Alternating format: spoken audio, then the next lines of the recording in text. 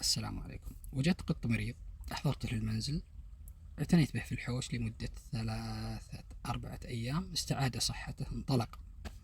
المشكلة أنني عندما أضع الحب للطيور في الحوش ما عاد تنزل. استغربت أول يوم، ثاني يوم وتذكرت المشكلة. أحيانا نبني أشياء ولكن تلك الأشياء تهدم أشياء أخرى. أتكلم عن المهارات. من الجيد أنك تعتني بالقطط، ومن الجيد أن تعتني بالطيور، ولكن من المستحيل أن تعتني بالقطط والطيور في ذات الوقت.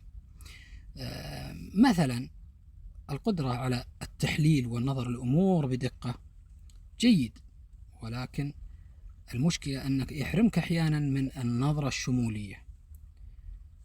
الأهم أن تعرف متى تفعل كل من تلك المهارات في وقتها الصحيح، وألا تكون أي منهما تهدم الأخرى.